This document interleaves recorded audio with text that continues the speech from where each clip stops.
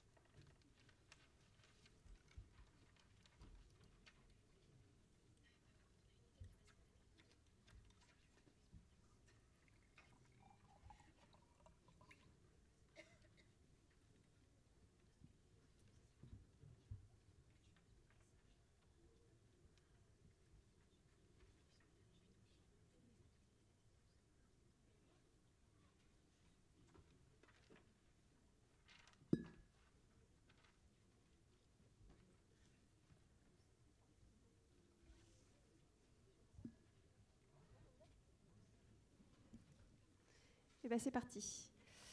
Alors bonjour à tous et bienvenue à cet atelier où nous allons parler de la gestion des risques au service de la performance et de la prise de décision. Tout un programme pour cette heure et demie que nous allons passer ensemble.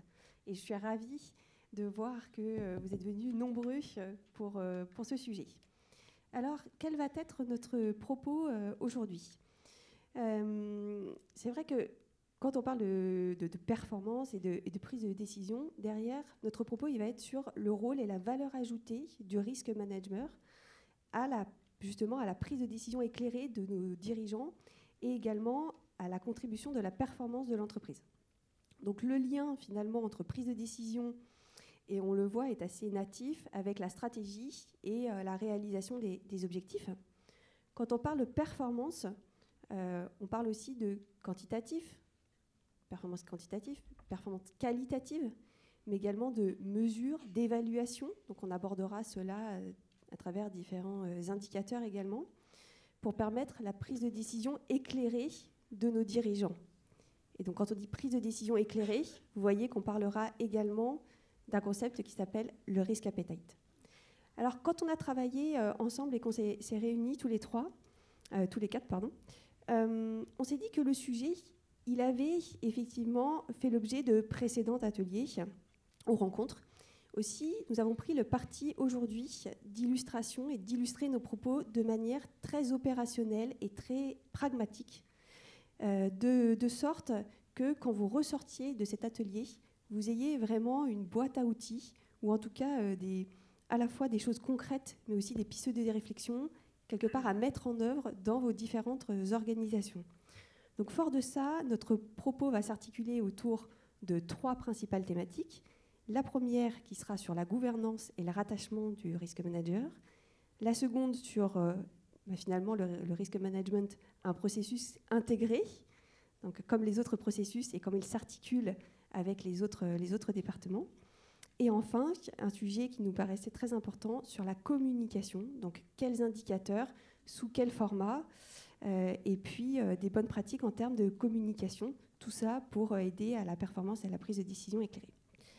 Alors, pour parler de tout ça, aujourd'hui, j'ai le plaisir d'accueillir avec moi trois intervenants. Donc, Tiffaine, tu disposes d'une expérience riche dans les métiers liés à la maîtrise des risques. Donc, tu as un parcours en gestion financière, direction de projet, mais aussi audit interne, contrôle interne, gestion des risques et gestion de crise. Donc, tu as rejoint en 2017 la Société du Grand Paris pour mettre en place le management des risques. Et tu as auparavant travaillé pour la Deutsche Bank et la SNCF. Tu es également, au-delà de tout ça, motivé par l'accompagnement du changement, la transformation au changement et le dialogue intermédiaire. Tu es également certifié associé en management des risques. Et actuellement, tu es en cours de transition professionnelle. Et donc, Tiffaine, tu interviens avec l'autorisation de la Société du Grand Paris pour illustrer votre dispositif ERM. Et d'ailleurs, je remercie la Société du Grand Paris d'avoir accepté cette intervention. Voilà, je me tourne sur ma droite. Didier Engels, toi, tu as rejoint en premier Digital Equipment. Tu as commencé par être directeur en charge des fonctions financières. Et puis assez rapidement, en 2003, tu as rejoint le groupe Suez en tant que directeur financier de Fluxys. Et puis, après 4 ans, tu as rejoint le quartier général de Suez pour notamment contribuer et participer à la fusion avec GDF. Ensuite, tu as eu différents postes de directeur financier des branches énergie Europe et puis des business units européennes et Afrique. Et depuis 2018, tu occupes le poste de directeur corporate du risk management pour Engie. Voilà. Et enfin, le point de vue du conseil, qui aujourd'hui sera représenté par toi, Antoine. Donc Antoine, tu as débuté ta carrière au Royaume-Uni en tant que chargé de projet d'ingénierie en système d'automatisation. Et puis après, tu as rejoint FM Global en 2002. Et aujourd'hui, tu fais partie des équipes de Business Risk Consulting, où tu développes des activités de conseil en risque management auprès des entreprises, et notamment dans le cadre des bureaux de Paris. Donc vous accompagnez des clients dans l'analyse de leur vulnérabilité opérationnelle et également dans leur dispositif de gestion de crise. Voilà, je crois que je vous ai présenté. Et puis pour ma part, donc je suis enchantée d'être également votre animateur. Je suis Sylvie Mallet et j'ai 2 casquettes. Je suis directeur des risques au sens Enterprise Risk Management pour Deloitte. Et avec ma double casquette, je suis également présidente de la commission ERM 360 à l'AMRAE. Voilà, je crois que toutes les présentations sont faites et je vous propose de rentrer dans le vif du sujet. Alors, quand on parle de performance, le premier sujet, c'est effectivement quelle gouvernance et quel rattachement du risk manager. Du coup, Didier, je me tourne vers toi pour nous illustrer avec comment ça se passe chez Engie. Merci. Alors, le risk management au niveau de Engie n'est pas une fonction administrative, mais une fonction opérationnelle. Dans le passé, on était un peu trop administratif, il y a quelques années de ça, et on a décidé de totalement changer cette approche et d'avoir maintenant une fonction opérationnelle. Alors, comment sommes-nous organisés? Parce que je pense qu'il est important de bien comprendre l'organisation d'Engie avant de comprendre le positionnement. Engie est basé sur 25 business units. Toutes ces business units, on peut les associer à des sociétés indépendantes. Ce sont des petites entités ou de toutes grosses entités, avec des métiers qui sont parfois différents et des géographies qui, par définition, sont très différentes aussi. Donc c'est un mélange de petites, de grandes sociétés, de géographies et de métiers. Les plus complexes, évidemment, ce sont les BU qui sont multi-pays et multi-métiers. Parce que là, on voit vraiment tous les différents problèmes qu'on peut avoir dans une société sont nettement plus complexes alors que parfois le volume est plus petit qu'une grosse BU. Alors, à gauche, vous voyez également la dimension de la Global Business Line. Bien que toutes les BU soient structurées de façon différente, il y a 4 dimensions qui reviennent à tous les coups. Ce sont des dimensions métiers, qui sont celles que vous voyez là, donc les solutions, c'est services, le renouvelable, les infrastructures et la génération. Ces 4 entités ou ces 4 métiers reviennent toujours d'une façon ou d'une autre dans les différentes BU. Il y a des BU qui peuvent avoir pratiquement les 4, il y en a qui n'en ont qu'une, mais elles reviennent en permanence. La somme des 4 GBL donne la totalité du groupe. Quelle est leur fonction? Parce que, bon, comme j'ai dit, les BU sont totalement indépendantes. Enfin, totalement. On fait toujours partie d'un groupe, naturellement. Sont quand même relativement indépendantes. Donc, les GBL, elles ont comme fonction de définir la stratégie, le marketing et également de décider de l'allocation des CAPEX. Pour le reste, les BU sont relativement indépendantes. À côté de ça, on a, comme dans toute société très classique, les fonctions et les filières, les fonctions corporate, dans lesquelles vous trouvez évidemment les fonctions classiques qui sont la finance, la DRH, la SI.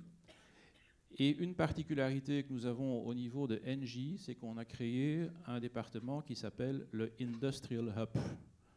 Le Industrial Hub est en fait un rassemblement de plusieurs fonctions qui ont toutes comme vocation d'être le plus opérationnel possible. Il y a un boss pour ce département. Là-dedans, on a la stratégie, on a la recherche et développement, l'innovation, et c'est également là-dedans que se trouve le risk management. Donc c'est clairement une fonction qui est très très proche des opérations. On a de façon très régulière des staff meetings dans ce département où on discute de sujets opérationnels et donc on a toujours accès aux dernières informations opérationnelles de la société. On trouvait que c'était quelque chose qui était plus important que d'avoir le département de risk management, comme on peut trouver classiquement dans d'autres sociétés, auprès de l'audit interne ou du contrôle interne ou de la finance. Ici, on est vraiment orienté opération.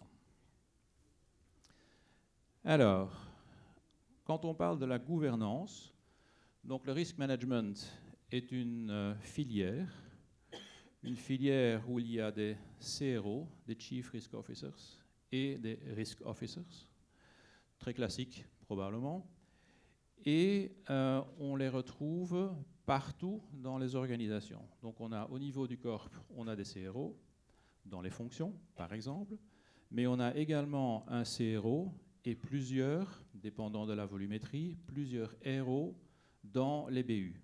Donc comme je disais, c'est comme des sociétés indépendantes. Les sociétés ont leurs CRO et des RO. Particularité, c'est que nous voulons positionner le risk management à un niveau élevé dans l'organisation et donc chaque CRO doit impérativement faire partie de l'excom de la BU. Donc ce n'est pas une fonction staff quelque part en dessous dans les organisations, non, c'est quelqu'un qui fait ça au niveau de l'excom. Alors ce n'est pas, parce que bon, toutes les BU n'ont pas le même volume, donc on ne peut pas demander d'avoir un CRO qui se trouve là pour faire une petite BU. Donc très régulièrement, on a par exemple le secrétaire général ou bien le gars qui fait la stratégie ou la personne qui fait la finance et qui fait ça en plus du risk management. Mais ça doit être quelqu'un qui se trouve dans l'excom. C'est une condition. Alors, le RM définit également la politique du groupe au niveau du risk management et est également le coordinateur de la revue annuelle des risques. Donc, nous sommes un département nous sommes une filière. Nous traitons la totalité des risques au niveau de la coordination. Par contre, il y a une seconde ligne de défense dans lesquelles on a des départements qui, eux, sont spécialisés dans certains risques et qui ne nous rapportent pas hiérarchiquement. Par exemple, santé et sécurité est un département spécifique qui ne nous rapporte pas et qui ne fait pas d'ailleurs partie du Industrial Hub.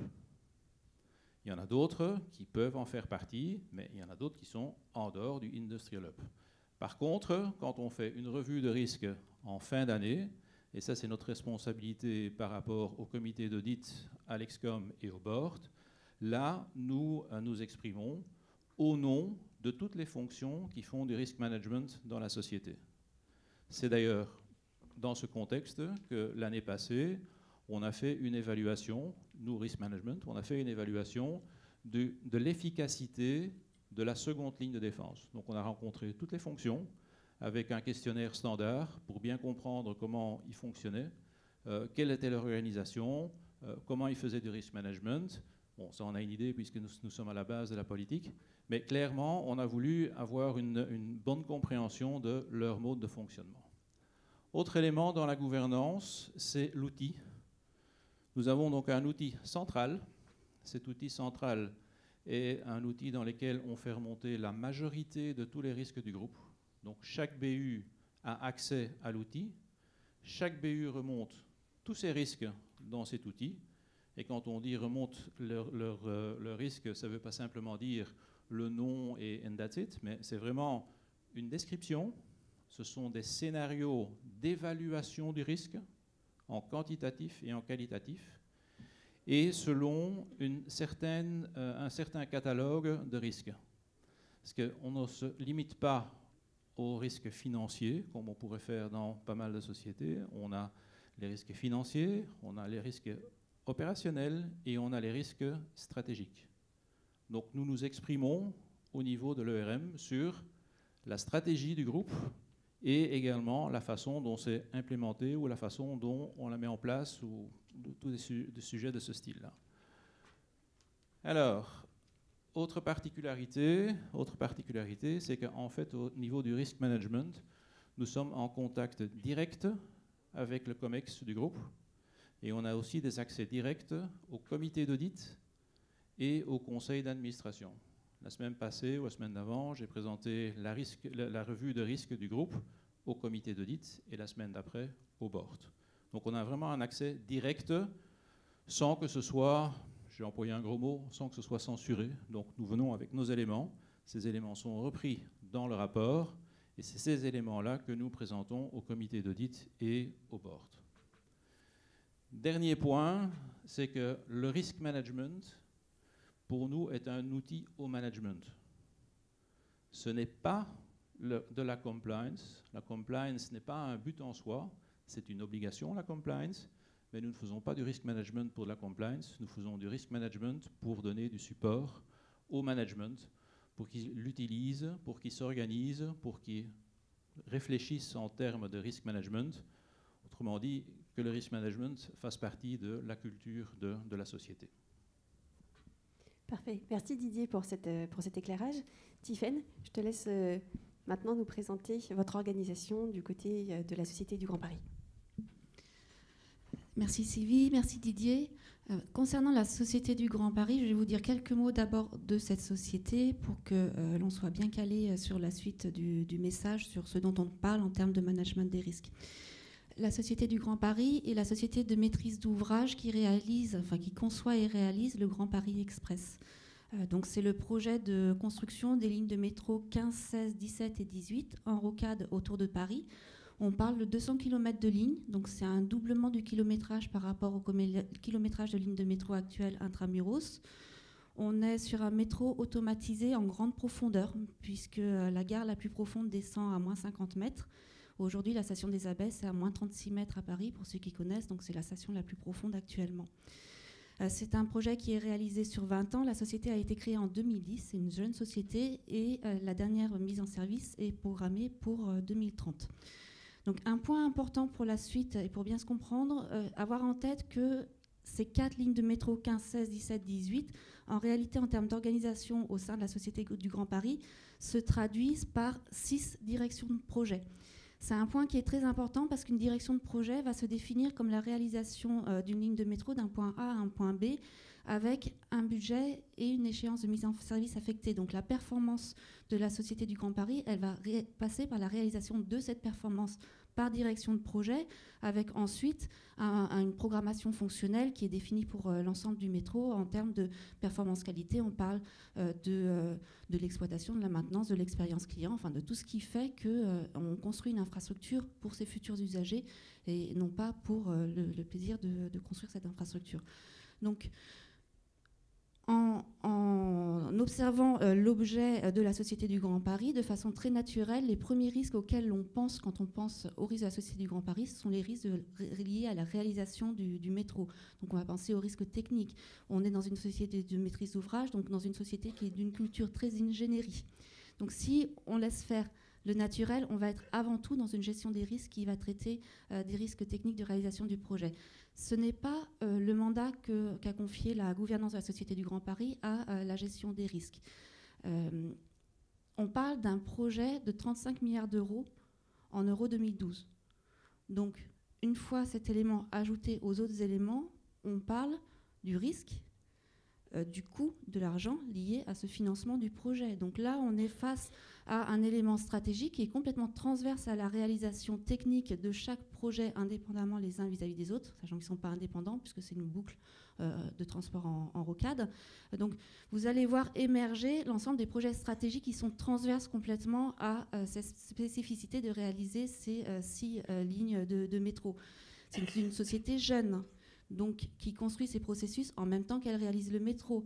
C'est une société qui gère un méga projet, c'est le 4e plus gros projet d'infrastructure au monde. Voilà. On pourrait ainsi dérouler un ensemble d'éléments qui font que, de façon évidente, une fois qu'on pose le contexte, on a un besoin d'une gestion des risques au sens de l'ERM, et la gouvernance de la Société du Grand Paris a besoin que la gestion des risques lui livre une assurance raisonnable que les risques majeurs sont maîtrisés. Ce point est très important. En fait, ce mandat régalien posé sur la gestion des risques à la Société du Grand Paris va complètement définir la façon dont on s'organise et on positionne les équipes de management des risques. L'équipe centrale de gestion des risques, elle va être positionnée auprès du directoire au sein de la direction des risques, de l'audit et du contrôle interne. Donc auprès du directoire, on vient de parler d'un mandat régalien. Avec l'audit interne et le contrôle interne, on est dans la triangularisation des 3 fonctions de la maîtrise du risque et notamment dans la coordination des plans d'action de maîtrise des risques. Pour une meilleure efficacité, on ne compartimente pas les 3 métiers, mais on est dans un esprit d'anticipation du risque et de sa maîtrise, et toutes les fonctions qui contribuent à cette meilleure maîtrise sont coordonnées ensemble. Alors, de la même façon que le mandat est défini de façon régalienne, après, on a décliné ce mandat global au sein d'un document de référence qui s'appelle le plan de management des risques, qui va reprendre l'objectif régalien en le traduisant en objectif opérationnel. Anticiper les risques, c'est fondamental, c'est le point premier, c'est faire en sorte que le risque ne survienne pas. C'est très important, ça veut dire que le produit de sortie premier de la gestion des risques, ça va être des plans de maîtrise des risques. Et ça, c'est un point fondamental pour s'intégrer ensuite au pilotage du projet. Les quantifier, savoir anticiper la couverture du risque s'il survient. Donc, on a aussi l'interaction ici avec, évidemment, la stratégie d'assurance. Informer, rapporter. Sachez au passage que la décision qui a été prise au sein de la Société du Grand Paris a été de lever les sceaux de confidentialité sur les registres de risque. Ça veut dire que d'une direction de projet à l'autre, un risk manager a accès à l'univers de risque d'une autre direction de projet de façon à ce qu'ils puissent se benchmarker en interne à la fois sur la bonne identification de l'ensemble de ces risques et sur la façon dont il les analyse, il met en place les actions de maîtrise des risques. Avec un objectif de performance qui est posé sur le dispositif de gestion des risques, qui est de maîtriser les risques majeurs. On reboucle avec le mandat initial. Alors, sur cette base,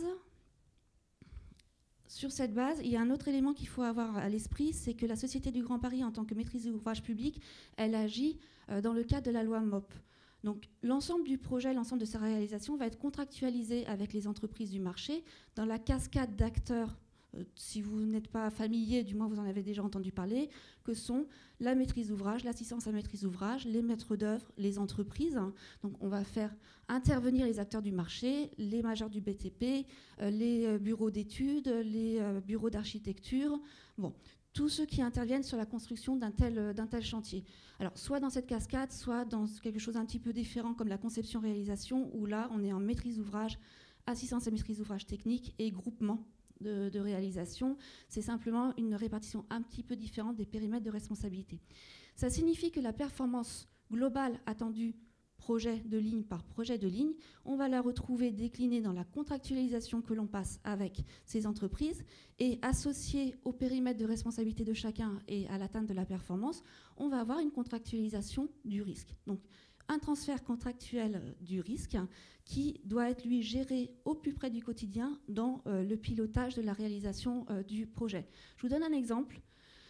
Quand, dans un contrat avec une entreprise de construction, on va fixer des seuils maximaux de tassement des sols, on va associer à ce seuil de tassement des sols le fait que si des dommages interviennent en surface, si on a des impacts en surface de type fissurage liés à des tassements de sol, et que les tassements de sol qui étaient inscrits dans le contrat n'ont pas été respectés, la responsabilité du co-contractant est engagée. Donc c'est lui qui va porter les risques liés à ces dommages-là.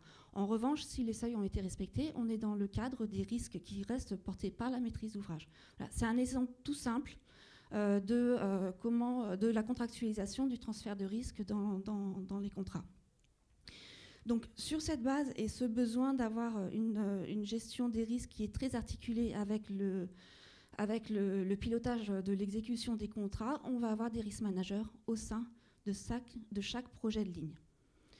Ils vont s'articuler avec le contract management et avec les pilotes techniques qui suivent l'exécution des contrats, de façon à avoir un suivi de ces risques contractualisés, mais ils ont également le suivi des risques non contractualisés, ceux qui restent au sein de la maîtrise d'ouvrage. Et puis après, on a une mécanique d'articulation entre risques assurés et risques non assurés. Donc voilà, on est là dans l'expertise quotidienne des risk managers en direction de projet au sein de la Société du Grand Paris, et on va avoir de la même façon une fonction de management des risques qui va être placée auprès de la direction pilotage, méthode et outils de la société, auprès de la direction des marchés et auprès de la direction des systèmes de transport et exploitation. Là, on est dans l'expertise du ferroviaire.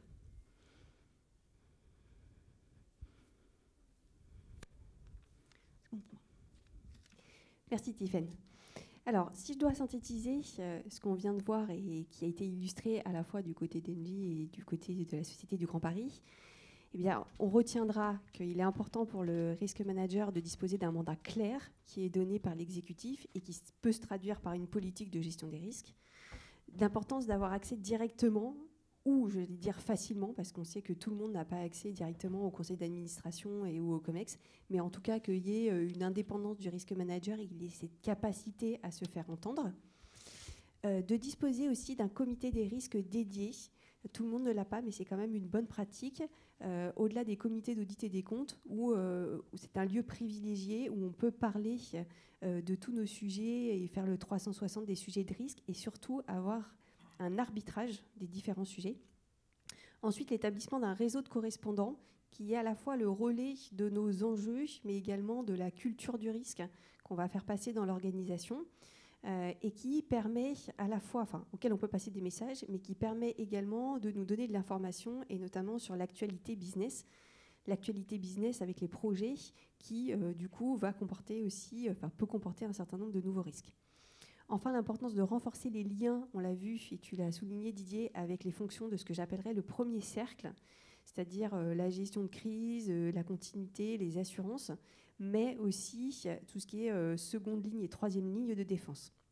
Et enfin, et là je passerai rapidement puisqu'on le verra tout à l'heure dans la partie intégration, mais la nécessité de se coordonner avec la stratégie, notamment d'accoster nos différents plannings. Alors maintenant qu'on a parlé...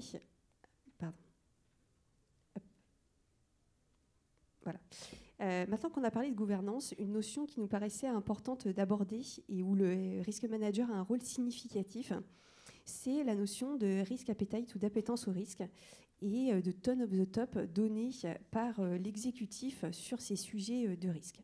Alors, c'est peut-être le seul slide théorique de notre présentation, mais je sais qu'il y a un public d'étudiants également dans l'Assemblée. Donc, on le sait, il n'y a pas d'entreprise sans prise de risque. Néanmoins, quel risque prendre et finalement dans quelle mesure? Eh bien, tout ça, ça va dépendre de vos entreprises, de votre activité, mais aussi quelque part de vos valeurs, de votre culture, de ce que sont prêts à supporter vos actionnaires, mais aussi parfois de l'attente de vos parties prenantes. Donc, ce qu'il faut retenir, c'est que ce risque appetite, il est différent selon les différentes entreprises. Et il est amené aussi à varier dans le temps. Autrement dit, suivant les conditions économiques, suivant les différents cycles de maturité aussi de l'entreprise, votre appétit au risque, sur certains sujets, mais même au global, il va être amené à varier. Donc le risk appetite, il a été défini de façon, j'allais dire, un peu conceptuelle, il y a 2-3 ans de ça, par une note de l'Institut français des administrateurs qui évoquait ce concept. Mais aujourd'hui, j'allais dire, il est resté assez conceptuel. Et donc, ce qu'on vous propose aujourd'hui, dans les slides suivants, c'est justement de se dire comment on met en œuvre ce concept de risk appetite dans les entreprises et surtout, quel rôle le risk manager doit jouer par rapport à ce concept-là, comment il doit se positionner auprès de l'exécutif, quelles sont ses missions et comment communiquer éventuellement le cas échéant dessus. Alors, juste avant ça, je propose juste de rappeler les apports de cette démarche-là.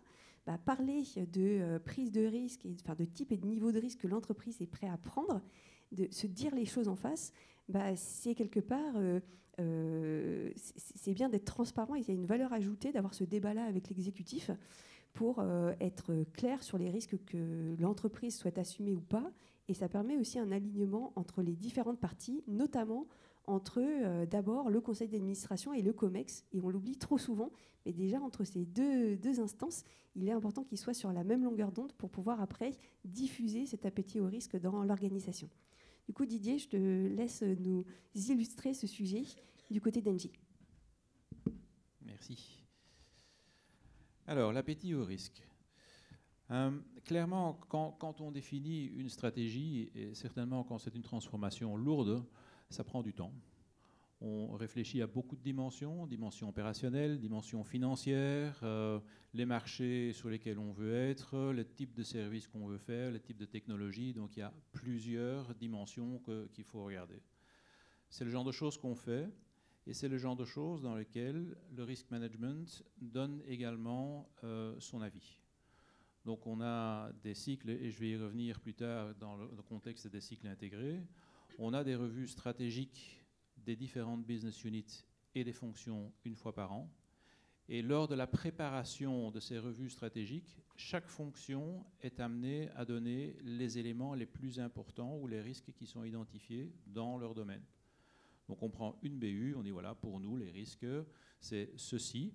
Et puis, ce qu'on attend de la BU, c'est que la BU revienne avec les risques qu'elle identifie en relation avec l'évolution de sa stratégie.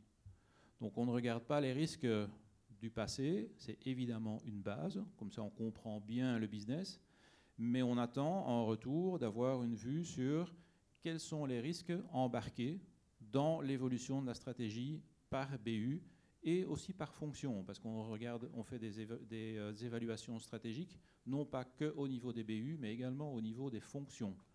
Les fonctions de support doivent être amènes de supporter la stratégie, et donc il faut qu'on comprenne comment elle s'organise pour y accéder. Donc voilà, donc une fois que la stratégie est définie et qu'on la met en œuvre, par définition, on a embarqué un appétit au risque. La stratégie, c'est une somme de choses qu'on veut faire avec un niveau de risque qui correspond à celui-là qu'on veut bien prendre. Donc la stratégie reprend le tout. Une fois que la stratégie est définie, on décline tous les risques par sujet et par BU sur plusieurs domaines. Donc pour chaque fonction, et bon, je vous ai parlé là tantôt de la seconde ligne de défense, la majorité des fonctions qui se trouvent là-dedans sont plus ou moins, certaines sont plus impliquées que d'autres, mais il y en a qui sont fortement impliquées dans la définition du mandat de risque pour cette fonction et pour cette BU. Les objectifs, on les définit une fois par an et on fait un suivi. Dépendant du risque qu'on mesure, c'est un suivi du risque tous les mois, tous les trimestres ou une fois par an. Ça dépend du sujet. Donc c'est très différent de fonction à fonction. Et ce que nous faisons également dans le contexte de la revue annuelle, une fois qu'un risque est défini, on regarde l'année d'après si le niveau qui a été défini ou si le risque qui a été identifié a encore toujours la même valeur et le même impact. Si ce n'est pas le cas, on adapte les risques ou les mandats pour l'année d'après. Alors, quelques exemples. Vous verrez là-dedans, évidemment, le reflet de toutes ces différentes fonctions qui se trouvent dans la seconde ligne de défense. On a les mandats de risque pour les expositions au marché. Bon, comme on est dans l'énergie, il est clair que les commodités, c'est quelque chose qui est important. Les prix qui évoluent d'une façon ou d'une autre, ça a un impact positif ou négatif sur les résultats de la société. Nous définissons à l'avance quel est le niveau de risque que nous voulons embarquer sur les 3 années qui suivent. Ce niveau-là définit également notre politique de hedging, politique de couverture. Donc, parfois, nous prenons des positions de couverture alors qu'il peut encore avoir des opportunités sur le marché, mais des opportunités incertaines. Donc, on se couvre, parfois trop. Donc, on a certaines flexibilités dans la couverture, mais on a un schéma qu'on essaye de suivre le plus possible. Donc, à certaines échéances, il faut se rapprocher. Entre les 2 échéances, on peut avoir une certaine flexibilité, mais pas une trop grande. Donc, même la tolérance est définie dans le mandat de risque. Deuxième élément, c'est l'exposition pays. Bon, comme vous avez vu, les 25 BU ne sont pas toutes en France, on en a un peu partout dans le monde. Pour chacune de ces BU, et surtout pour chacun des pays, on définit le niveau d'exposition qu'on est prêt à porter. Ça s'exprime en capitaux engagés et ça s'exprime aussi en partie du résultat. Si le résultat dans un pays, et pour ne pas les nommer, je vais dire un pays exotique, est très important, c'est un plus gros risque que quand on a un résultat positif dans un pays qui est considéré stable. Ce que ça veut dire, ça, je vous laisse à votre appréciation. Mais... Donc, c'est comme ça qu'on les regarde aussi. Si on dépasse les seuils, ça ne veut pas dire qu'on arrête d'office. Ça veut tout simplement dire... Il y a une alerte. On arrive au seuil. On avait dit à l'avance qu'on ne voulait pas engager plus que X en capitaux dans ce pays-là. Il faut qu'on regarde si on veut aller plus loin. Et donc, on prend une décision en sachant à quoi on s'expose. Donc, ce n'est pas bloquant, mais c'est quand même une alerte. Il faut regarder ce qu'on en fait. Et ça me permet aussi de faire la transition pour les projets. Troisième exemple. Nous avons un cycle en interne ou un processus en interne pour la revue des projets. Dépendant des seuils, les dossiers sont analysés au niveau de la BU ou au niveau du groupe. Pour chacun de ces projets, il y a un document standard qui reprend évidemment les investissements, les euros, etc., la période, enfin tout ce que vous voulez concernant un projet, mais également les éléments de risque. Quels sont les risques que nous identifions sur ces différents projets? Par exemple, des risques environnementaux. Quels sont les risques qu'on voit et comment veut-on se couvrir ou comment se couvre-t-on sur ces différents sujets?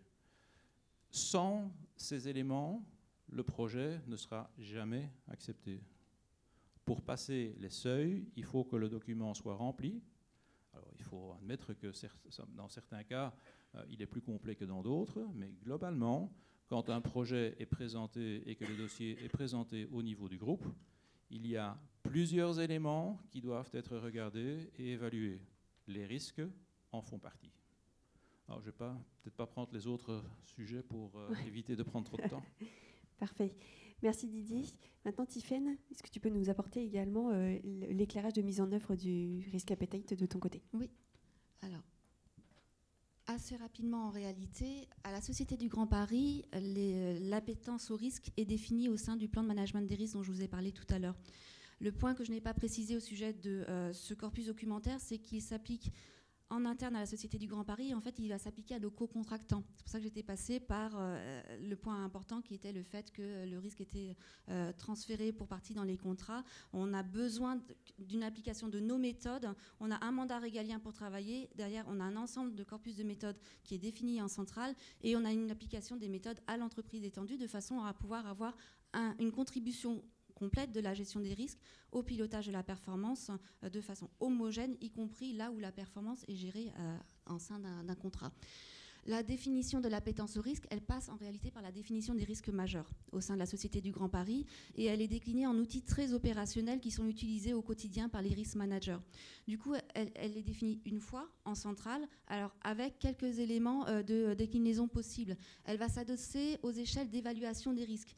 Échelle en probabilité, échelle en occurrence, échelle en criticité qui en résulte, et dans le système de métriques qu'on met derrière ces échelles. Qu'est-ce qu'on a? Par exemple, je vais prendre le plus facile le plus commun à appréhender en termes d'échelle financière, derrière un niveau 1, un niveau 2, un niveau 3, un niveau 4. On est toujours dans des fourchettes qui sont définies. Les risques majeurs au sein de la Société du Grand Paris sont les risques de criticité 9 à 16 et les risques de gravité 4. On est en impact financier, certes, comme tout le monde, je dirais, mais après, on a le sujet de la gestion des plannings et donc l'impact délai des risques sur les jalons clés du projet et donc une définition de ce qu'est un jalon clé et comment il s'échelonne dans la réalisation de la performance du projet. En complément à cette définition des échelles d'évaluation des risques, viennent les typologies de risques. Tous les risques liés à la conformité, les risques liés à la sûreté, la sécurité sont des risques graves qui méritent de facto une attention particulière. Et on remarque ici qu'on reboucle directement avec la sphère de risque qui est traitée par le contrôle interne. On est dans la première ligne de défense pérenne de l'entreprise et on est sur la robustesse des process et la conformité aux règles et voilà, sur des éléments qui sont en risque majeur, donc en non-acceptation du risque, en réalité. Élément pour boucler, au sein du tableau de bord des KPI de l'entreprise, il y a un KPI dévolu au dispositif de gestion des risques. On attend de la gestion des risques une certaine performance en termes de maîtrise des risques majeurs. Donc là, on reboucle bien avec ce qu'on s'est dit tout à l'heure, entre la définition du mandat de la gouvernance sur la gestion des risques, la façon dont l'appétence au risque va préciser en quoi les risques sont acceptables ou pas pour l'entreprise et la performance qui est attendue du dispositif même de gestion des risques sur la maîtrise des risques majeurs. Merci Tiffaine. Alors, maintenant qu'on a parlé de cette partie gouvernance et de risk appetite, la seconde partie, il nous a paru important de revenir sur, finalement, la gestion des risques, c'est un processus comme un autre, et plus il est intégré, en amont notamment, plus il permet de mieux capter et de peser, finalement, j'allais dire, sur la prise de décision. Du coup, Tiffaine, je te laisse également nous présenter. Alors, je vais prendre la suite. J'ai un schéma un peu complet, mais en fait, je vais vite vous l'expliquer. Quand on parle d'une gestion des risques intégrée au processus de l'entreprise, le premier élément d'intégration à la Société du Grand Paris de la gestion des risques au processus de pilotage de l'entreprise est sa fusion avec l'organisation managériale de l'entreprise, de façon à avoir une gestion des risques au quotidien, alors pas au jour le jour, mais vraiment au fur et à mesure du déroulement des opérations. À la partie gauche du schéma, ici en clair, en fait, vous avez les métiers qui contribuent à la réalisation des projets. Alors on va parler du génie civil, du tout corps d'État, on va parler des métiers des systèmes ferroviaires. Donc chaque métier est responsable de l'identification de ces risques et de l'analyse de ces risques. Et ça se concrétise par des registres de risques qui sont complétés donc par des experts métiers. Et le fait d'avoir une analyse des risques au plus proche des métiers, pour nous, c'est une garantie de la qualité des données qui sont inscrites dans les registres de risques, parce que derrière, on va les utiliser pour faire de la quantification.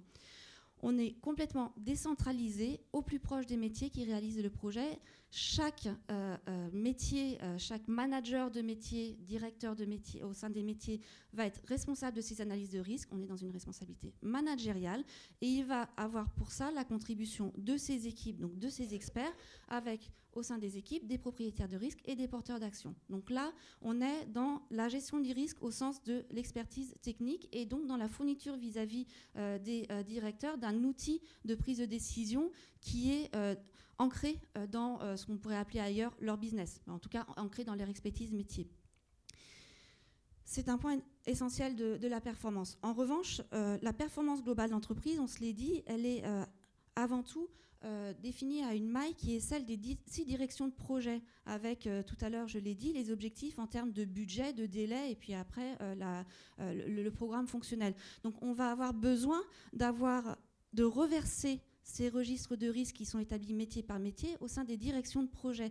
On va avoir des opérations de consolidation des registres des risques métiers en un registre de risques projet par projet.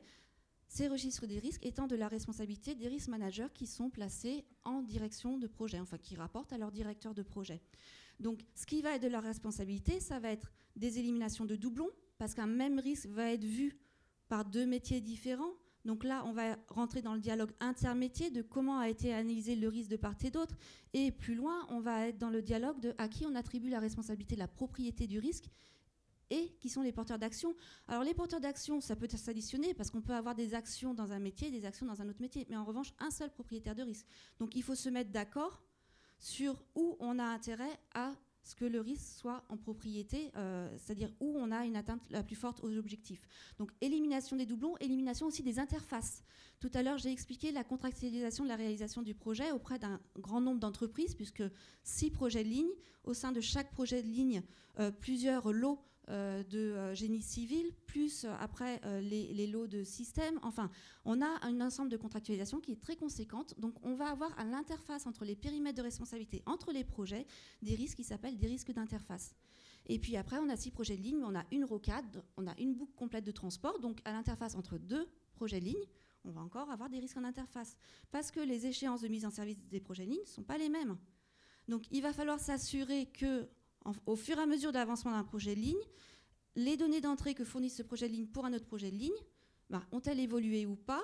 Comment on fait évoluer du coup la sphère contractuelle de l'autre projet de ligne? Et il va falloir gouverner complètement ces risques en interface. Donc ça, c'est extrêmement compliqué, les risques en interface. Et pour cela, on a un risk manager au sein du PMO qui est en charge de la supervision potentiellement de ces risques en interface quand on a des difficultés d'instruction. Et le dernier élément, le risk manager au sein des directions de projet, il va s'assurer de l'indépendance des risques les uns vis-à-vis des autres. Parce que derrière, on va utiliser les registres pour faire de la quantification. Déjà, c'est un premier élément, sous un format probabiliste, donc on a besoin de risques indépendants les uns des autres. Et puis, de toute façon, on sait tous que c'est une règle de base dans un registre de risque. C'est une des grandes difficultés. Le papillon cause risque-conséquence, c'est une vraie difficulté de le placer au bon endroit. Donc ici, en périmètre métier, on est vraiment dans le pilotage au quotidien du projet. Ici, sur les directions de projet, on demande une consolidation semestrielle des registres de risque. On va se caler en termes de cycle d'entreprise sur le cycle des COMEX projets, qui est donc la revue au cours desquelles les projets rendent compte de leur avancement et de leur performance, dont une partie risque. Et pour la préparer, les revues semestrielles les revues de risque projet semestriels. Et en amont, on va faire un travail de quantification des risques. Alors, ERI, ça veut dire estimation des risques identifiés. Je vais y revenir juste après. Dernier élément avant de passer à la page suivante. Au niveau en annuel, donc ici on est au quotidien, ici on est en semestriel, ici en annuel. En annuel, on a la constitution de la cartographie des risques globales de l'entreprise. Alors certes, on va s'alimenter de l'analyse technique des risques au sein des directions de projet, mais pas uniquement. C'est là, on est sur une posture ERM du risque quand on constitue la cartographie des risques, donc on est sur des techniques d'entretien. On se nourrit au préalable de ce qui remonte en termes d'analyse des risques au quotidien au sein des projets, mais on va passer à une vision plus globale et plus transverse du risque pour constituer la cartographie globale des risques de l'entreprise. Donc, un exemple du positionnement de la gestion des risques par rapport au processus de l'entreprise. Le sujet de la partie, c'est l'intégration de la gestion des risques au processus de l'entreprise. J'ai dit, la première intégration, elle est dans la fusion avec l'organisation managériale de l'entreprise. Ensuite, on voit qu'on a une reconsolidation du travail à un niveau qui est celui des directions de projet. Ici, on a un exemple de la contribution de la gestion des risques à un processus transverse qui est celui du pilotage financier. Le pilotage financier, il est placé sous la responsabilité conjointe des directions de projet et parce que direction de ligne au sein de la responsabilité conjointe de la direction de ligne parce que pilotage des coûts avec les pilotages contractuels et de la direction financière. La contribution qu'apporte la gestion des risques à ce processus, elle est de deux ordres. On a ici un processus qui relève du quotidien. Le budget d'un projet, le budget des projets de la Société du Grand Paris, il est constitué d'une part de coûts certains, ensuite de provisions pour risques identifiés, les PRI, qui sont adossés au registre de risque, et de provisions pour aléas et imprévus, donc qui sont la part de coûts qu'on ne sait pas du tout identifier à date. Quand un événement se réalise, on va avoir une provision qui va se transformer en coût certain. Voilà, on retrouve les mêmes mécanismes dans une entreprise qui n'est pas une société de projet, mais en l'occurrence, ici, ça se traduit comme ça. Donc, on a des phénomènes de vase communicant. Donc, au quotidien, au fur et à mesure de l'avancement du projet, là, l'interaction, elle va être entre les pilotes techniques au sein des directions de projet qui vont constater l'événement, qui vont aller instruire le dossier, aller chercher les autorisations de dépenses, les contrôleurs de gestion qui vont constater la dépense et les risk managers qui vont, eux, interagir avec leur registre de risque parce que si on est sur une consommation de PRI, ça veut dire qu'il y a un risque qu'on avait identifié qui s'est réalisé et donc nécessairement on a une évolution de la façon dont le risque est à minima quantifié, voire même défini. Donc on est ici sur le quotidien.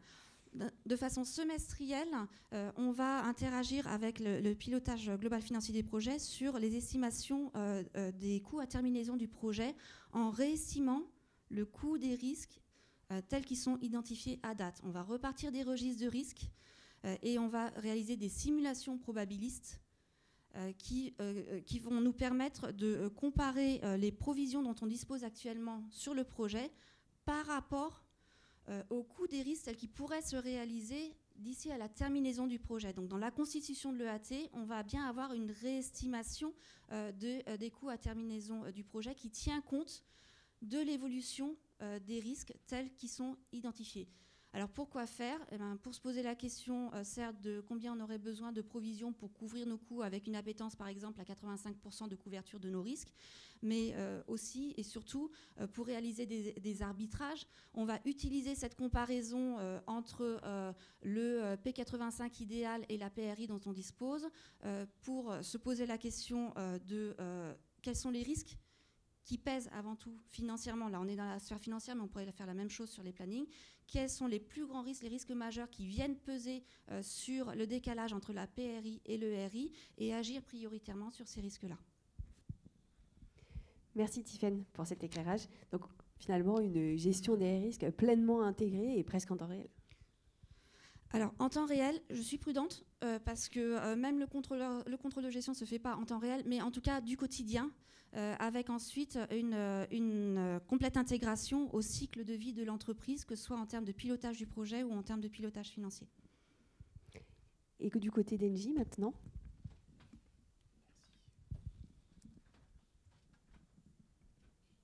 Alors, du côté Engie, un tableau qui vous résume en fait notre activité sur un an. Vous avez à peu près tout là-dessus au niveau du processus. On commence par ceci. Au mois de mars, nous organisons un kick-off dans lequel nous définissons les priorités et les sujets à traiter pour l'année. Ces sujets sont souvent les mêmes, mais pas toujours. Il y a des évolutions sur le marché, comme il y a 2 ans, il y avait Sapin 2, qui est encore toujours là.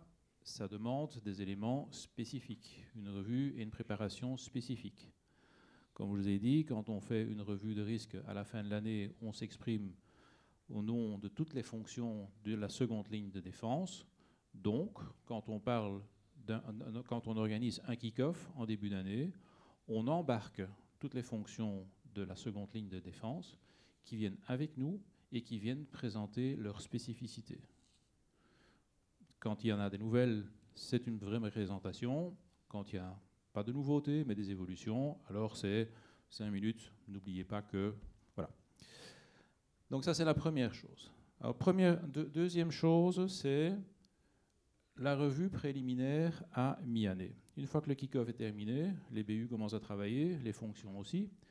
Et pour fin juin, dans l'outil, on a une restitution des risques avec une nouvelle quantification et une évaluation.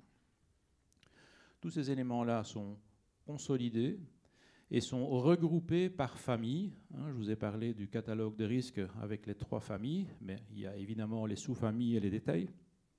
Pour chacun de ces sujets, on reprend la totalité de tous les risques et on les donne aux fonctions de la seconde ligne de défense pour enrichir le process. Très souvent, on voit qu'une BU ne parle pas d'un risque alors qu'elle a un service ou un métier qui est le même qu'une autre BU qui, elle, rapporte des risques.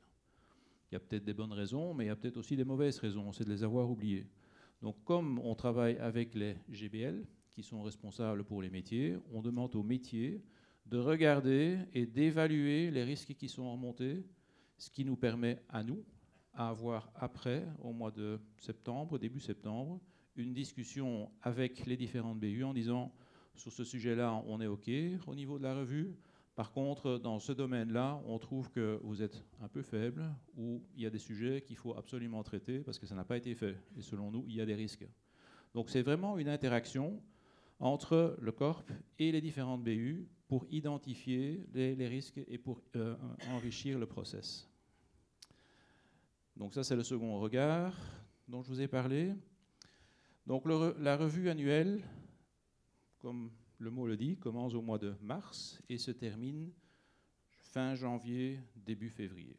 Je dirais que la première étape, c'est le kick-off. La dernière étape, c'est la présentation au board.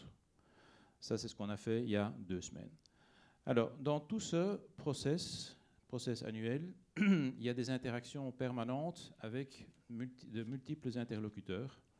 que ce soit la finance, parce que notre analyse de risque est par rapport à un cycle qui est le plan à moyen terme, un risque qui se trouve dans le plan à moyen terme, mais pour lequel il y a des provisions qui ont été identifiées.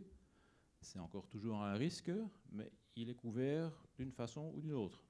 Un risque en plus de ce qui se trouve dans le PMT, là c'est dans notre domaine, et là on le suit vraiment.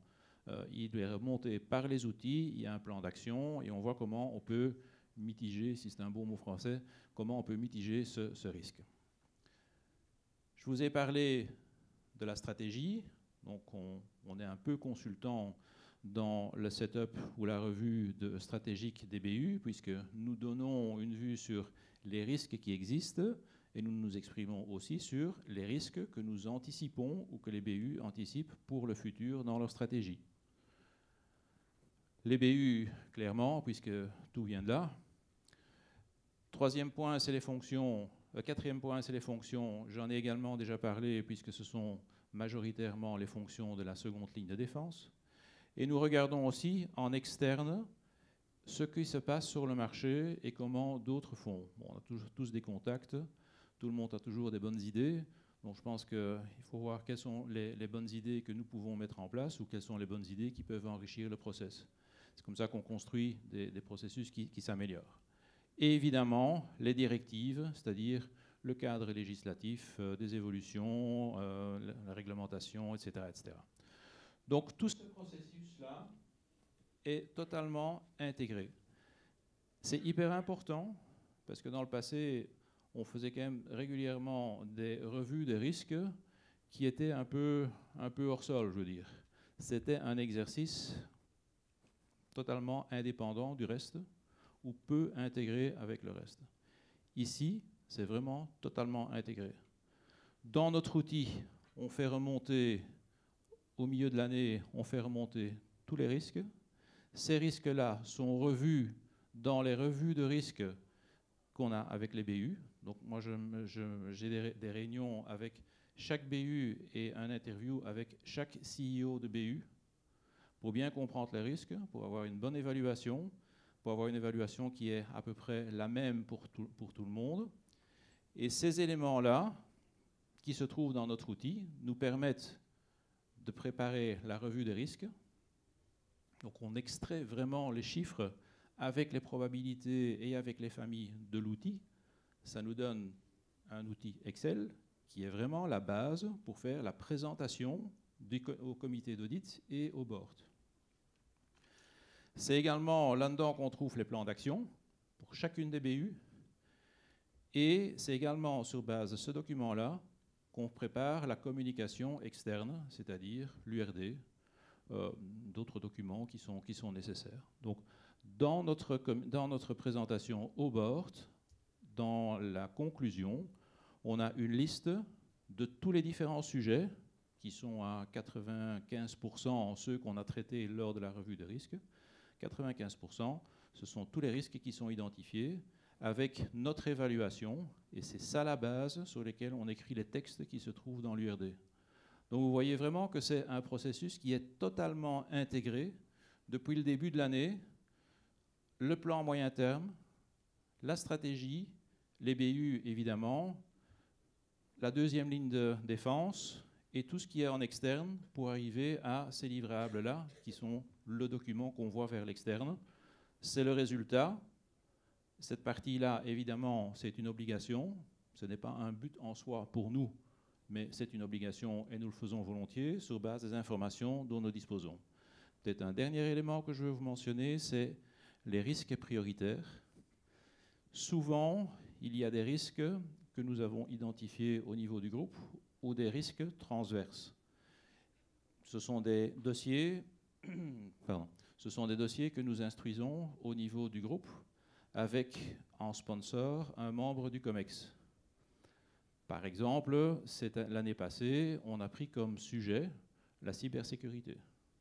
C'est un sujet qui est important pour tout le monde. On l'a traité au niveau corp avec la DSI à travers toutes les BU et toutes les fonctions pour vraiment bien comprendre qu'est-ce qu'on a, quels sont les risques, qu'est-ce qu'on a eu comme incident, comment on y a réagi, Que faut-il améliorer? Est-ce qu'il y a des indicateurs externes? On veut vraiment avoir sur certains sujets une vue totalement globale. Par an, en risque prioritaire, je dirais qu'il y en a 6, 7, parfois qui reviennent 2-3 années de suite, quand ce sont des projets quand ce sont des risques sur du plus long terme.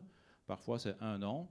Mais là, ce sont vraiment des sujets qui sont traités en direct avec un ExCom comme un sponsor. Et on participe donc activement. On n'est pas simplement les organisateurs des réunions et puis on prend les slides and that's it. On participe vraiment à l'élaboration du document et de l'analyse avec le membre de l'ExCom. Tous ces éléments-là sont présentés aussi au niveau du comité d'audit et au comité stratégique dépendant des différents sujets. Parfait, merci Didier pour cet éclairage précieux. Et maintenant, je me tourne vers Antoine. Donc, Antoine qui va nous apporter le point de vue externe, parce qu'il est important pour nous aussi, Risk Manager ERM, de disposer, de se faire challenger par le Risk Manager externe, conseil ou assureur. Et donc, toi, qu'est-ce que tu peux constater par rapport aux missions que tu as réalisées? Alors, je vais parler au nom de FM Global, qui est un assureur de niche spécialisé dans le dommage aux biens et les pertes d'exploitation. Donc, le retour d'expérience que je vais faire devant vous, ça a trait essentiellement au risque opérationnel, puisque c'est notre spécialité. Alors, ce que je vais reprendre, je vais essayer de faire une synthèse des différentes bonnes pratiques qui ont été évoquées par Tiffaine et Didier jusqu'à présent, et Sylvie, autour d'un des éléments de la gestion du risque opérationnel, qui est la démarche de mettre en place une stratégie de continuité des activités. Alors, premier point, c'est, on a dit qu'il fallait s'intégrer au processus de l'entreprise, et donc, premier point, alors, des 4 facteurs que je vais expliquer devant vous concernant les facteurs de réussite d'une démarche de gestion de la continuité des activités, c'est de se caler sur le calendrier budgétaire de l'entreprise, puisqu'en effet, la gestion de la continuité des activités, ce n'est pas seulement un plan, un document qu'on pose sur une étagère, c'est beaucoup plus large, c'est stratégique, et ça doit mener à des actions sur le long terme qui vont se traduire par des plans de prévention, des plans de protection des infrastructures et aussi des plans de sécurisation, évidemment, au niveau de la chaîne d'approvisionnement. Donc tous ces plans-là, ils demandent des ressources humaines et des ressources financières. Donc si on veut obtenir ces ressources, il faut se caler sur le train des demandes budgétaires. Donc ça, c'est le premier point, et ça reprend ce que disait Didier sur l'intégration dans les processus et les cycles de vie de l'entreprise. Deuxième facteur de réussite, c'est la collaboration. On en a parlé tout à l'heure, c'est d'avoir un maillage des informations au niveau de l'analyse des scénarios et de la mesure des impacts que vous allez considérer dans votre gestion de la continuité des activités. C'est important de partir pour pouvoir avoir cette collaboration, mettre les gens autour de la table. Vous allez avoir besoin d'un mandat de l'exécutif très clair qui vous permet de faire ça. Vous allez avoir besoin d'un réseau en interne pour toucher les bonnes personnes et accéder à la bonne information. Et surtout, vous allez devoir avoir conscience, avoir accès à l'information sur la stratégie de l'entreprise. Et ça, c'est un élément très, très important, puisqu'il peut y avoir des solutions de secours opérationnels dans la continuité d'activité, qui, d'un point de vue opérationnel, organisationnel, sont tout à fait valides, mais sont incohérentes d'un point de vue commercial, sont pénalisantes d'un point de vue financier, sont voire impossibles d'un point de vue juridique, sociétal, humain. Donc c'est important de croiser, d'avoir une vision à 360 degrés. C'est aussi une façon de développer en interne une culture de gestion des risques. Troisième point important, on en a parlé, c'est le fait de remonter l'information au bon niveau. Donc d'avoir accès au COMEX pour pouvoir témoigner des scénarios et des impacts qui ont été évalués juste avant. Donc avoir accès au COMEX, présenter les résultats sous la forme d'éléments de mesure d'impact qui parlent aux dirigeants, c'est-à-dire reprendre les indicateurs de performance qui sont utilisés dans l'entreprise pour cette mesure du risque de la continuité des activités. Donc essayer de caler au plus proche de ces éléments de mesure. Tiffaine tout à l'heure parlait notamment par exemple du retard dans le calage d'un projet de développement d'une infrastructure. Voilà un élément d'indicateur de performance qui pourrait être repris. Enfin, dernier point, on a parlé du risk appetite, il faut qu'il soit défini. Ça se décline aussi au niveau de la gestion du risque de continuité des activités. En effet, ce risk appetite, c'est finalement ce qui va permettre aux dirigeants de se positionner pour engager des plans d'action, pour améliorer la résilience de l'entreprise, pour réduire l'écart qu'il peut y avoir entre l'appétit au risque et ce qui vient d'être constaté en termes d'impact potentiel, en termes de continuité des activités. Donc là aussi, on peut décliner l'appétit au risque dans la vision de la continuité des activités, par exemple par un niveau de reprise d'activité dans un certain temps. Donc c'est assez classique par rapport à la gestion de la continuité des activités, mais ça fait écho à l'aspect risk appetite. Sur ce donc, troisième point, il est aussi important de pouvoir nouer des alliances en interne entre le gestionnaire du risque assurable et le gestionnaire des risques non assurables. Et on a discuté ensemble de ce point-là, on a trouvé que c'était important, en effet, de pouvoir confronter la vision intragroupe qui ressort de l'évaluation des scénarios et des impacts avec des données qui viennent de l'extérieur. Et c'est vrai que les assureurs, les courtiers, nous avons des informations à vous apporter qui vous permettent aussi en interne de faire un benchmarking pour bien comprendre où vous vous situez par rapport à votre industrie, par rapport à votre marché géographique. Donc, à titre d'exemple, chez FM Global, par exemple, la gestion, la maîtrise du risque opérationnel, du risque de dommage aux biens, on le mesure avec un outil qui s'appelle le Riskmark et qui porte sur 100 000 sites visités dans le monde chaque année. Donc évidemment, c'est un élément de mesure qui est externe, mais ça permet à un industriel, à une entité, de se mesurer par rapport à plusieurs centaines d'autres sites dans une région, dans une activité donnée. Évidemment, mes confrères ont d'autres éléments de benchmarking qui sont intéressants. Dernier point, c'est la responsabilisation au niveau de l'action. Puisqu'on a des plans d'action, il faut trouver un responsable qui va porter l'amélioration de la résilience en entreprise. Mais surtout, et pour reboucler avec l'intégration dans les processus de l'entreprise, si vous mettez des plans d'action en place, il faut ensuite que ce soit intégré au processus d'audit des sites, si vous voulez que ces plans d'action se réalisent, soient exécutés et atteignent les objectifs qui ont été fixés au départ. Alors merci Antoine, on passe à la troisième partie qui concerne la communication. Donc effectivement, le risk manager, pour contribuer à la performance et aussi à éclairer la prise de décision de nos dirigeants, mais il faut qu'il ait les bons indicateurs, qui soient pertinents dans sa communication. Donc on vous propose quelques illustrations avec des indicateurs et des témoignages de ce qui peut se faire dans nos organisations. Voilà, alors évidemment, c'est un peu pour tout le monde. Là, on arrive au moment où on voit l'iceberg. C'est le moment un peu redouté de chaque participant à la marée, puisque ça a déjà été évoqué beaucoup de fois. Cela dit, c'est une bonne illustration du lien qu'il existe entre le risque assurable, qui est traditionnellement quantifié par les assureurs, et ce qui se passe au-dessus de la ligne de flottaison de l'iceberg. Mon propos aujourd'hui, c'est de vous amener sur une possibilité de modéliser les pertes financières globales de l'entreprise et donc de relier le risque assurable avec le risque non assurable. Donc, dans le risque non assurable, qu'est-ce que l'on peut prendre en compte en termes de valorisation financière ? Évidemment, les pertes de marché, et on a déjà commencé à le faire depuis plusieurs années, mais on peut aller plus loin et on peut s'intéresser, par exemple, aux pertes d'opportunités. Perte d'opportunités sous la forme de perte de croissance en termes de marché, croissance aussi en termes d'amélioration de la performance de l'entreprise. Dernier point très important, c'est la perte de confiance des investisseurs. Donc ces trois éléments-là, en fait, ils viennent former le risque non assurable. En tout cas, ce sont trois axes de lecture du risque non assurable.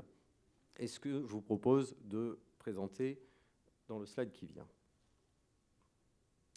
Avant de passer au slide qui vient, juste pour vous dire aussi, la tendance, vous l'avez certainement lu dans la presse, mais l'iceberg du risque non assurable, il est loin d'être en train de fondre.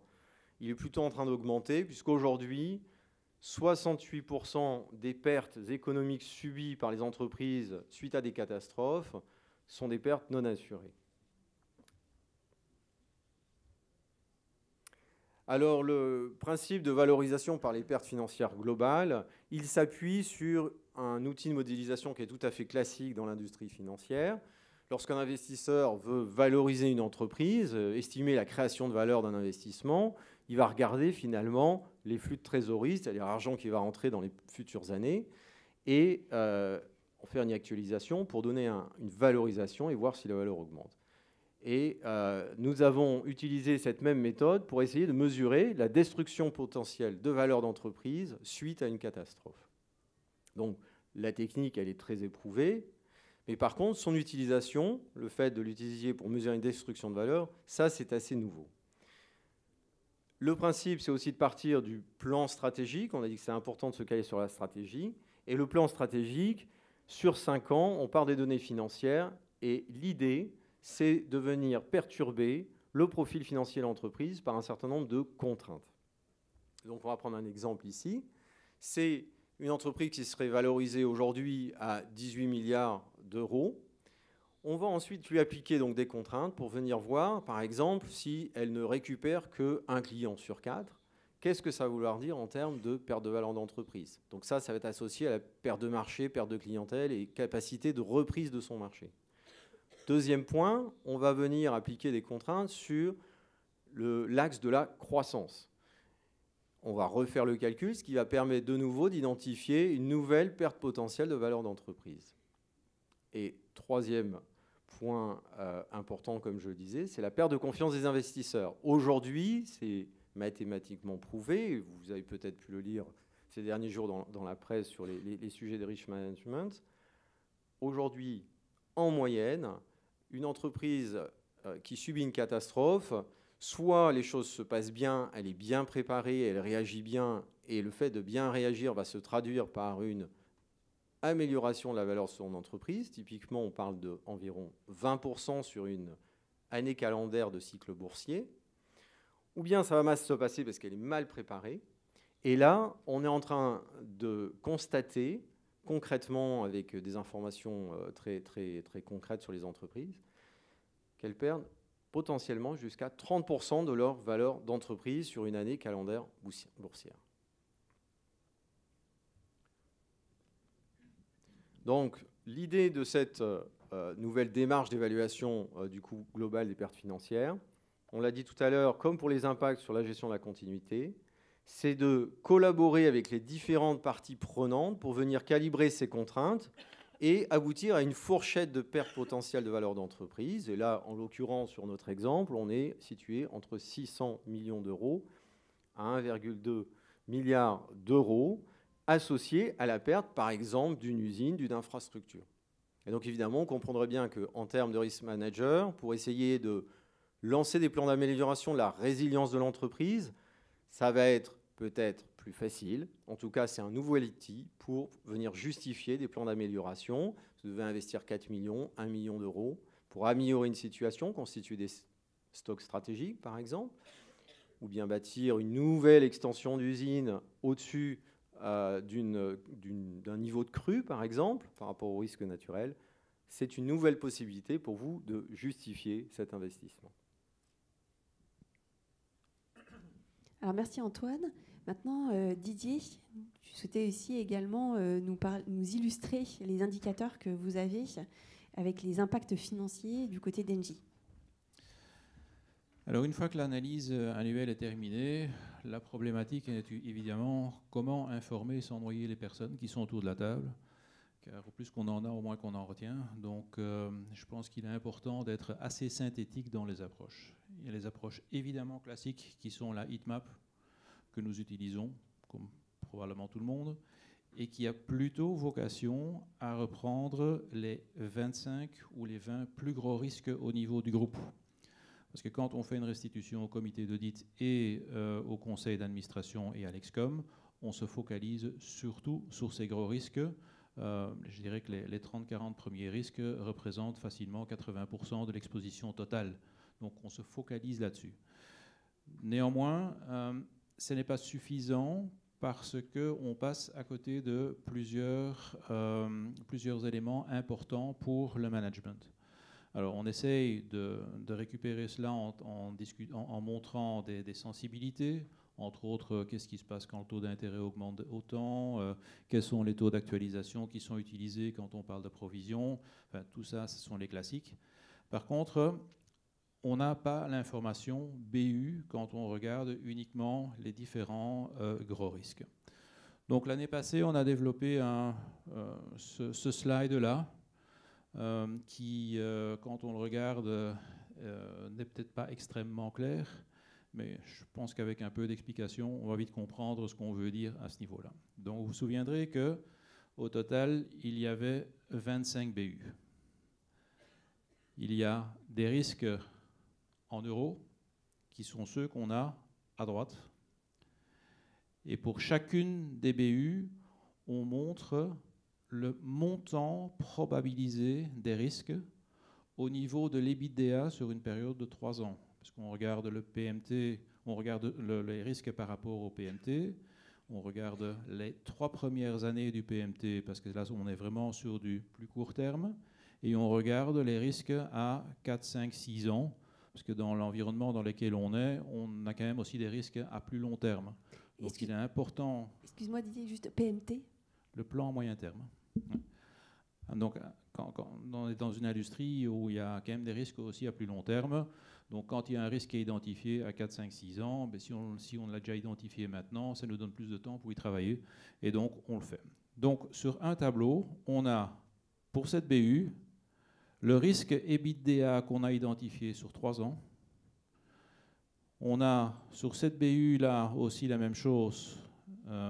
Là, c'est la partie qui se trouve sous l'EBITDA, le risque sous l'EBITDA. Parfois, on a des risques non récurrents, donc des one-off, comme on les appelle, qui sont les verts. Et puis, on a la partie grise, qui sont les risques à plus long terme. Ça nous permet d'identifier BU par BU quel est le niveau de risque que nous avons en valeur absolue. Alors en valeur absolue, c'est une première dimension, mais ce qui est également important à comprendre, c'est est-ce que la matérialisation de ce risque peut déformer la BU ou peut totalement l'anéantir? Pour répondre à cette question-là, on ajoute également ce tableau-ci qui nous dit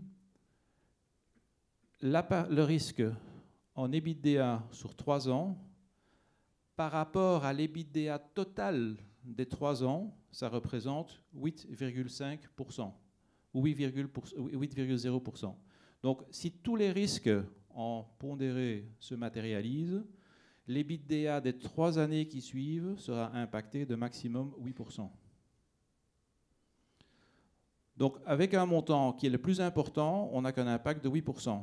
Par contre, là où on est plus petit, on peut avoir des impacts à 25%.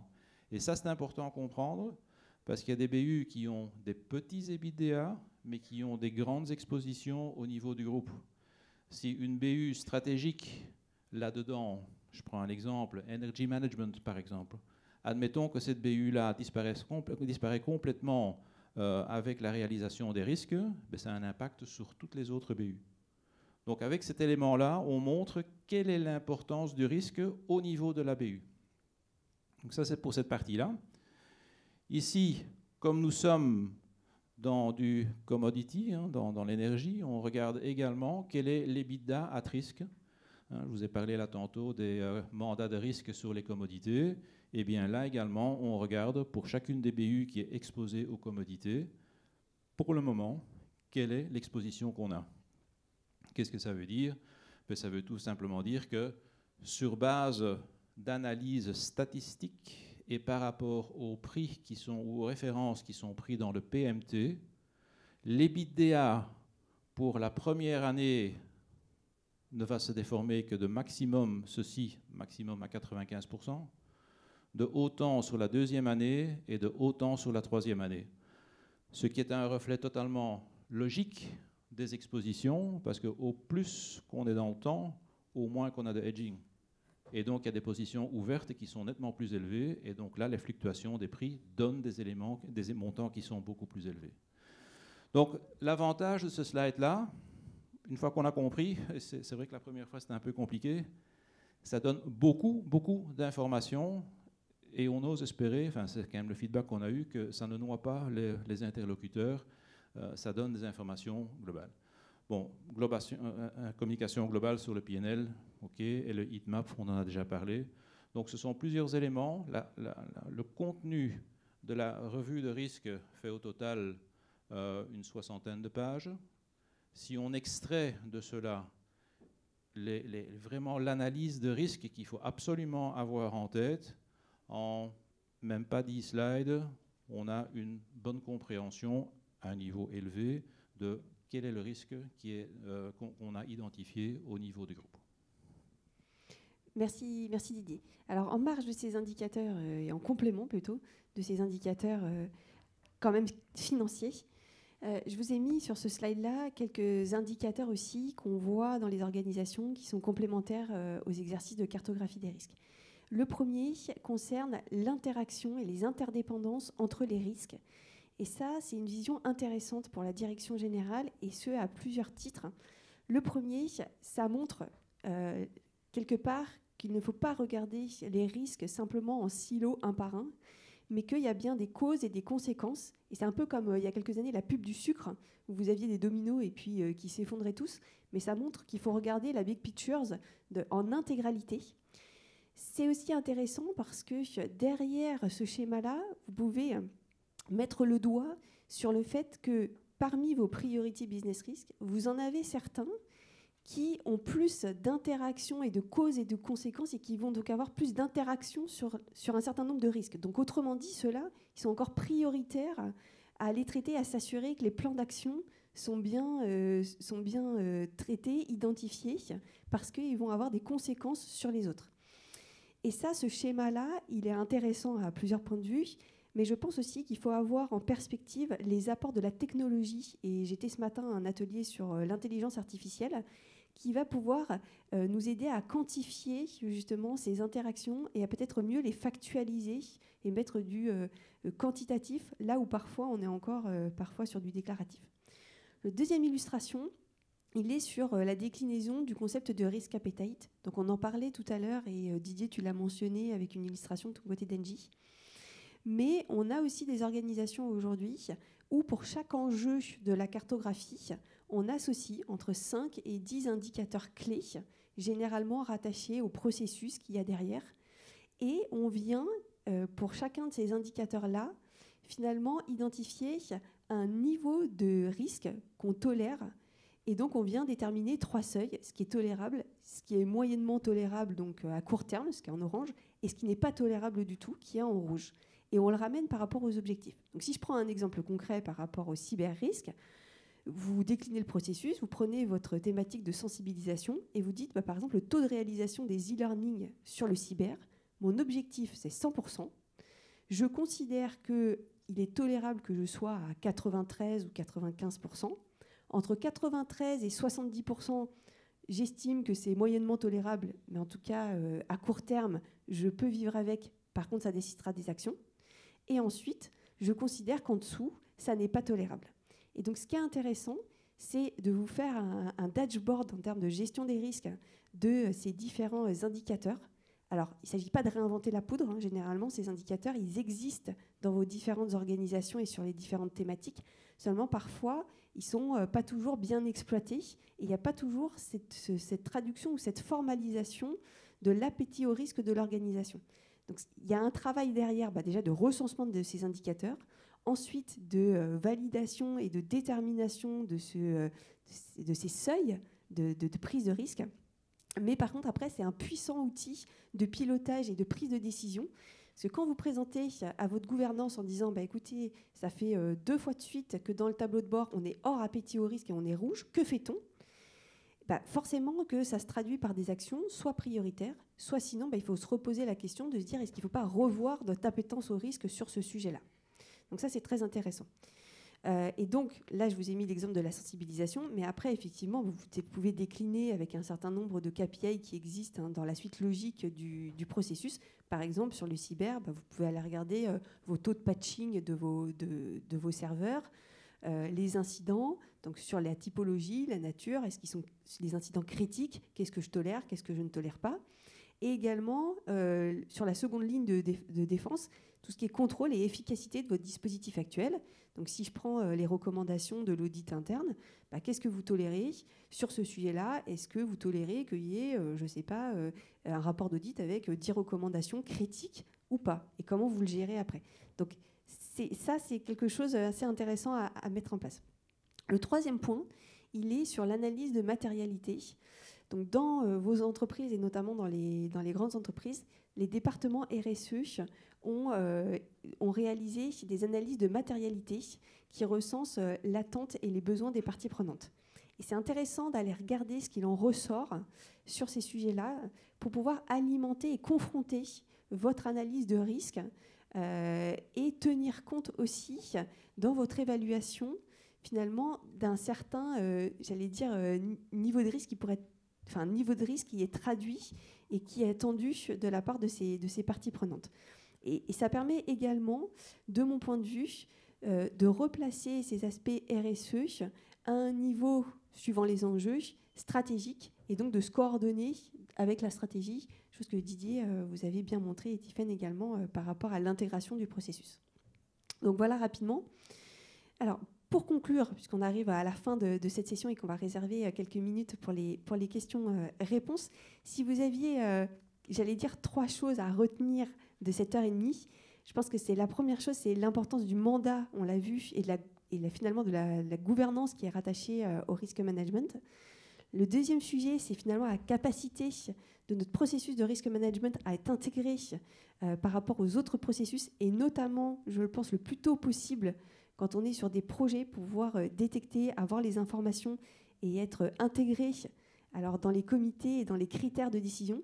Non pas qu'il faut que le risk manager soit autour de la table de tous les comités, on ne s'en sortirait pas au niveau des agendas, mais en tout cas que dans le process, il y ait bien des critères de prise en compte et d'analyse de risque, que ce soit dans les comités projets, dans les comités stratégiques et dans un certain nombre de comités plus opérationnels. Et puis le troisième point, on l'a vu, c'est notre capacité à communiquer de façon pertinente, à se faire entendre. Donc je pense que par rapport à ça, il y a plusieurs sujets qu'on a évoqués, mais c'est notre capacité aussi quelque part à choisir ses combats, se dire qu'on ne pourra pas communiquer sur tout, mais qu'il faut choisir ses priorités et arriver à hiérarchiser. Quelque part aussi, être vigilant parce que historiquement, on peut avoir une posture d'expert et donc on gagne à être très pédagogue, à choisir des indicateurs pertinents et à aller les exposer à notre direction générale, mais en étant très pédagogique sur ces sujets-là. Et en parlant aussi, en intégrant un langage business, parce que c'est vrai que parfois on a notre langage aussi gestionnaire des risques, mais en tout cas c'est une plus-value et une valeur ajoutée que de parler le langage business. Et si je devais conclure tout ça, je dirais que historiquement on a l'image du risk manager en termes de chef d'orchestre. Aujourd'hui, ce qu'il faut pour pouvoir finalement contribuer à la performance et aussi contribuer justement à la prise de décision éclairée de nos dirigeants, c'est d'être influenceur. Influenceur, donc il faut nouer des stratégies de communication, il faut être intégré. Mais voilà, je pense que ça serait le mot de la fin. Merci beaucoup.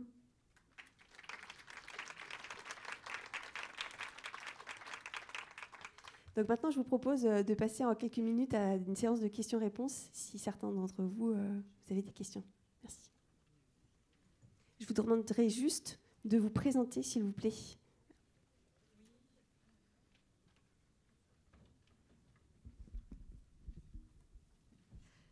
Jacqueline Leroux, direction de l'audit du contrôle interne et des risques de Saint-Gobain.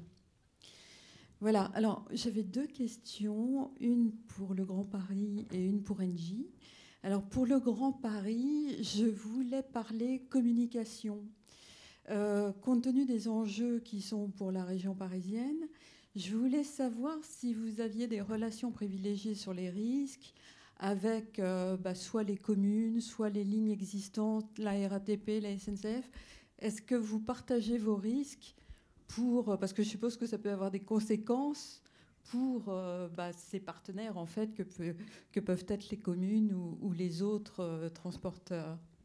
Et l'autre question pour Engie, C'était plus, en fait, est-ce que vous prenez dans vos risques de cartographie les risques à long terme sur la fin des énergies fossiles? J'ai vu que vous aviez le charbon, par exemple, qui était intégré dans la cartographie. Comment vous prenez les risques à long terme? On va peut-être répondre. Tiffaine, tu veux commencer? Le conseil de surveillance de la Société du Grand Paris est constitué de 21 membres, dont 11 représentants de l'État et 10 élus. Donc c'est un premier élément de réponse. Donc, la cartographie des risques de l'entreprise, elle est bien évidemment établie en interne selon des méthodes qui sont assez classiques, donc je ne reviens pas dessus. Elle est ensuite présentée au comité d'audit qui est une émanation du conseil de surveillance et transmise au conseil de surveillance. C'est un élément très important de communication parce qu'on peut avoir des messages à faire passer auprès des parties prenantes que sont soit Île-de-France Mobilité, soit les autres exploitants de transport ou d'infrastructures en Île-de-France, soit aussi on a beaucoup d'interactions avec les élus, c'est un point très important. La gouvernance de la Société du Grand Paris, elle est fortement politique aussi au titre des élus. Après, un deuxième élément de réponse, parce que là on est à un niveau gouvernance, à un niveau opérationnel projet, parce que vous avez compris qu'on est toujours en dialogue systématique entre l'opérationnel, direction de projet, la performance projet et la performance vue de la gouvernance. Les riverains sont les premières parties prenantes au titre des territoires de la réalisation des chantiers du fait des nuisances qu'on va provoquer sur la réalisation d'un chantier. Donc on investit beaucoup de moyens dans la communication au quotidien.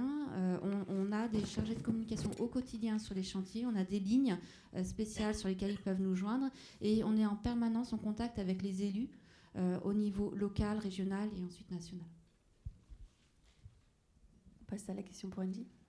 Alors les risques à long terme et spécifiquement le risque auquel vous faisiez allusion, c'est typiquement le risque qu'on regarde dans les risques prioritaires. Donc ce sont vraiment des sujets qui n'auront pas une solution à court terme. Il peut y avoir des incidences à court terme, mais c'est plutôt au moyen et au long, voire très long terme qu'on peut avoir des impacts. Et tout cela est regardé dans un risque prioritaire en associant dans cette revue tous les différents départements qui ont une valeur ajoutée pour ce sujet. C'est-à-dire des gens qui se trouvent dans l'Industrial Hub, comme on a dit, une des Global Business Lines, qui elle est spécialisée dans tout ce qui est infrastructure et gaz, mais également la stratégie, la finance, les activités régulées, parce que les activités régulées sont quand même fortement impactées aussi par la place du gaz. Et donc, tous ces différents départements sont inclus dans l'analyse qui se fait dans le contexte du risque prioritaire. Merci. Alors, on arrive à la fin de la séance, mais néanmoins, si peut-être encore quelques minutes supplémentaires, si certains ont encore d'autres questions.